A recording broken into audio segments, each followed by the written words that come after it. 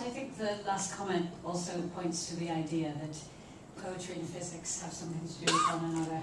And I wondered if the theorists would make the connection between the old ideas of ether and this, and what we know from particle physics, and now what we can extend from describing, almost describing, as the professor said, the Higgs. Is this on? Can you hear it? Well, yes, in a way you could think of these fields as a kind of an ether. In the old days, people invented the idea of the ether as some medium in which waves, like waves of light, propagated, in the same way that sound waves propagate in air or in water. The waves of sound need a medium to propagate in. So people thought that light waves, people knew that light was a wave for at least 200 years, that they needed some medium, and they called this the ether, the luminiferous ether is what it was called. And then Einstein came along and showed that actually you didn't need an ether. What he showed was that essentially if there is an ether, it looks the same no matter how fast you're moving. Whereas if you're moving through air, if you're moving fast through the air or slowly, the air looks different to you. Or if you're moving through the water fast or slow, things look different. So whatever is filling the universe, it has to look the same no matter how fast you're moving, no matter what frame of reference you're in. So it's not that, so in a sense, yes, the ether in a way has made a comeback. These fields that fill the universe could be thought of as a kind of an ether, but it looks, this ether looks the same no matter how fast you're moving. That's what's funny about it. Yeah. Well, let's give a chance to the guy Janet behind you first.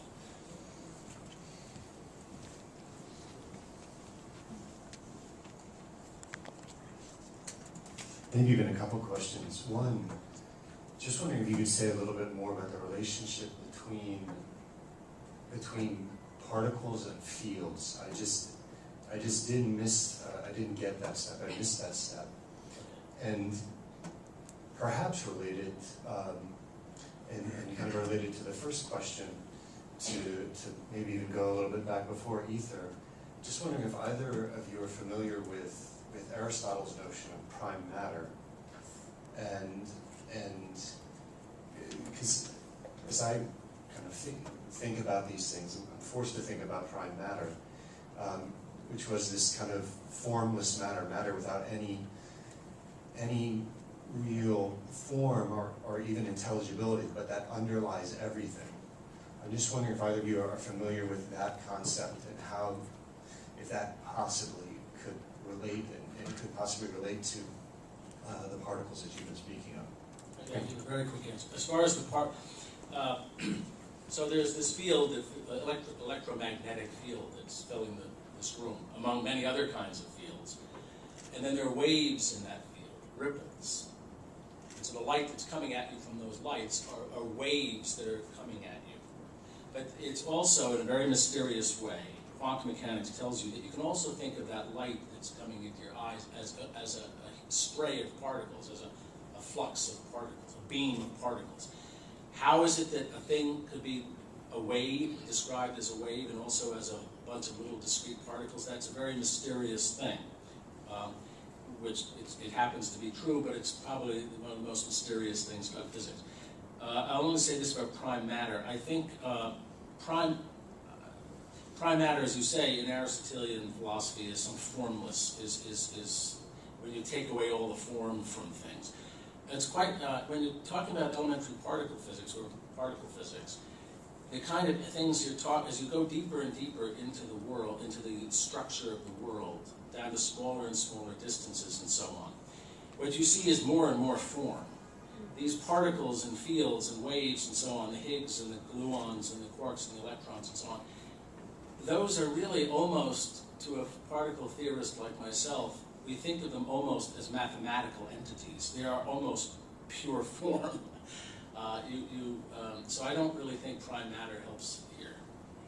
We don't see formless stuff. As you go deep, you don't see formless stuff. You see more and more form. Thank you. I'll explain it. The field has waves in it, and the waves, in a mysterious way, are equivalent to particles in a way that cannot be explained in any simple fashion. In fact, nobody really understands it. Okay, so to Justin. So I want to say thank you so much. That was a very interesting and succinct explanation. So thank you. My question is you know, the scientific community has been working on this for 50 years, right? What I kind of gather from today's talk is that now we have a new tool in our toolbox, let's say, right? I guess the question is kind of an open question. What does that open up? What's next? What type of possibilities do we now have in front of us now that we kind of have this additional tool? Let me try this. Let's go back in time. When Rutherford got the first understanding of the atom, with the nucleus and the electrons all around, a journalist asked him, so what is this for? And his answer was, I have no idea. But think now on what we do with electronics. Actually, think what we would do without electronics. We would be completely lost. So this has to do with a fundamental research. When you find something, you're opening the door on a universe you still do not know about. I mean, this has to do with mass. Okay, understanding more this mechanism, what can lead to? I mean, it's very hard to say, but definitely, I think our world, maybe 50 years from now, will be very different thanks to the discovery. And the other point is that also, two more points, there is an outcome even from the development of the technologies that we use either to develop for this research. Just to make an example, from Fermilab.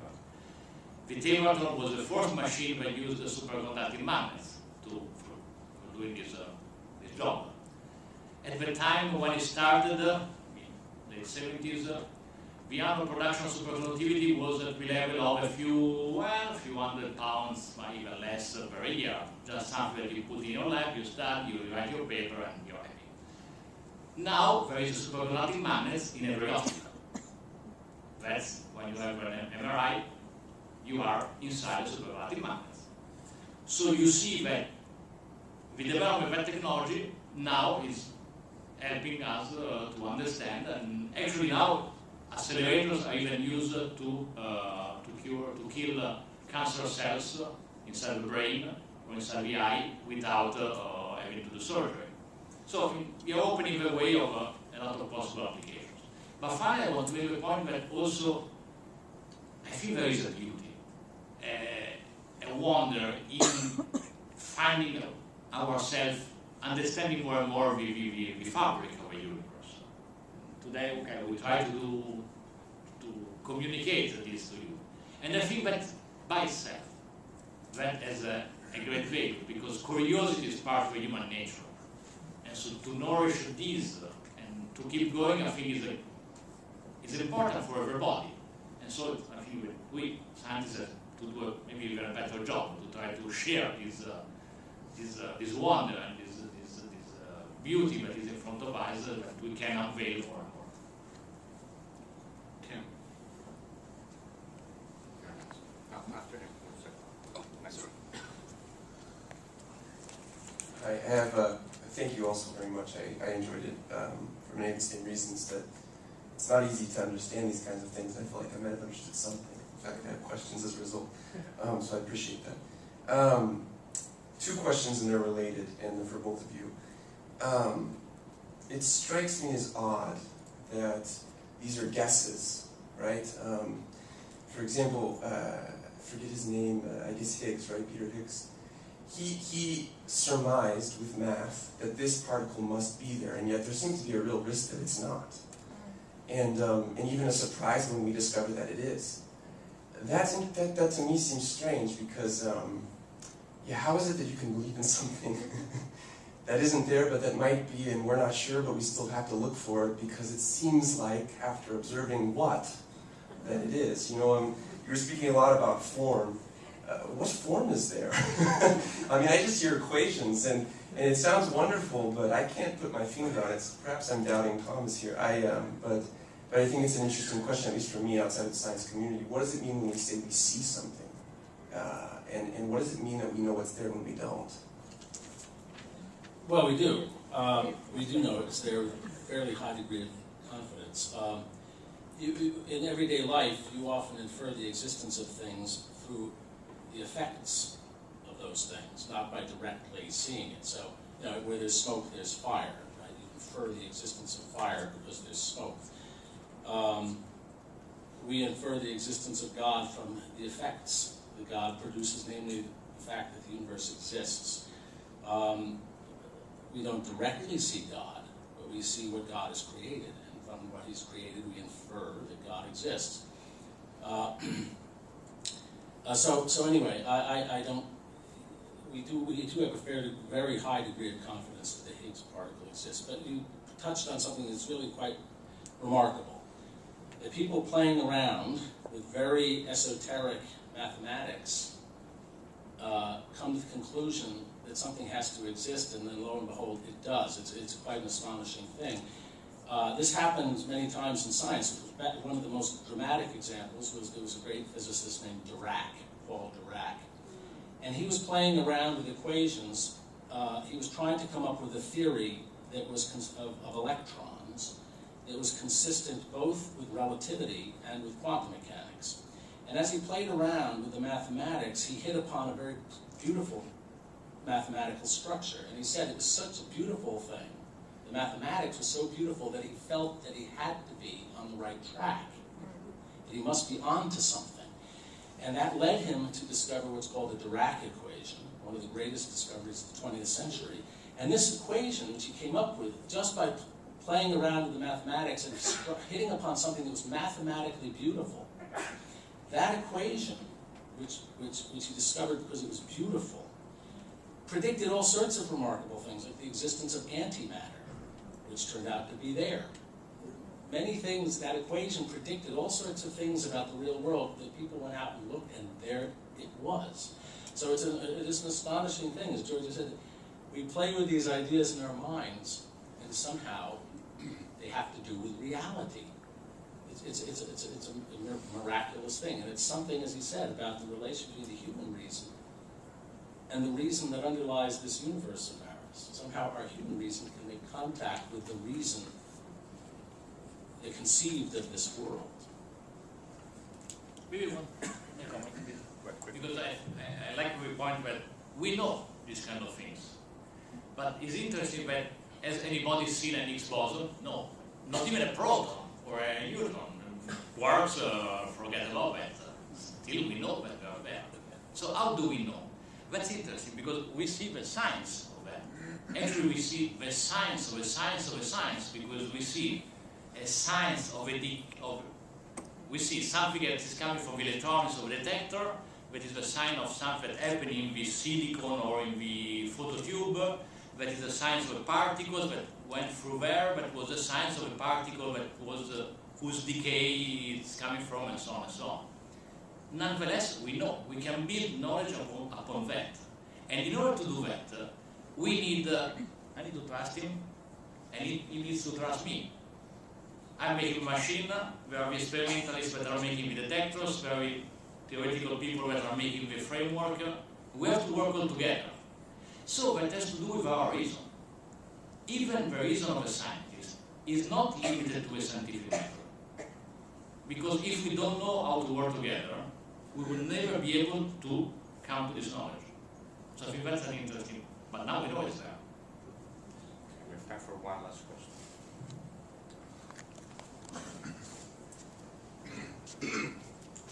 The question I want to ask was kind of touched on almost in the last response, in that I was wondering about when you talk about matter and antimatter, and that it exists, that we found it, but annihilates itself, if you find.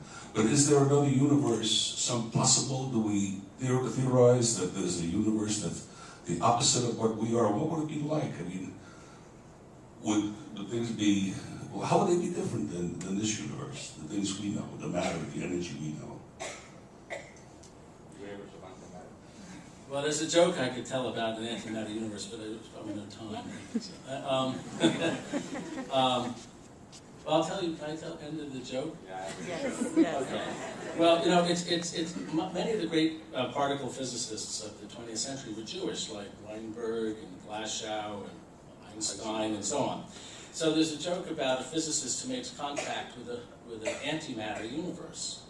And he sits at his console and he's talking with a physicist from that universe. And he says, do you have matter in your universe? And he says, yes, we do, antimatter. Do you have protons? Well, we have antiprotons. Do you have water? Well, we have anti-water. He says, well, who does your physics? Anti-Semites. I'm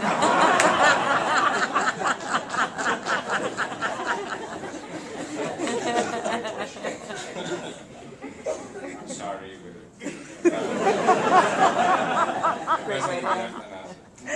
Anyways, I want to thank again our speakers. I have a couple of announcements. Bear with me just for a minute. First of all, this event has been co-sponsored by Crossroads and Euresis, or Euresis, which is this organization of scientists, spelled E-U-R-E-S-I-S. In Greek, that means discovery. It is an international association that promotes culture and science, and among the activities, it publishes a semi-annual journal online that you should look at. It's at www.euresisjournal.org. If that's too much to remember, you can look at the Crossroads website where there is a link to that. And the articles are very good and recommended. At the table, there is also some material they produced. The latest issues about biological evolution and biological evolution, and the nature of human beings. Now, our next event for Crossroads will take place on Wednesday, May 1st at 7 p.m.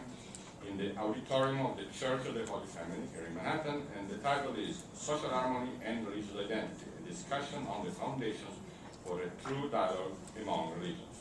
So it's a totally different topic. The speaker will be Ambassador Tariq El-Ansari, who is the Chief of Cabinet to the High Representative of the UN Alliance of Civilizations, Mr. John Klink, the President of the International Catholic Migration Commission, and Ambassador Oscar de Rojas, who is a member of our Crossroads Advisory Board and will be the moderator.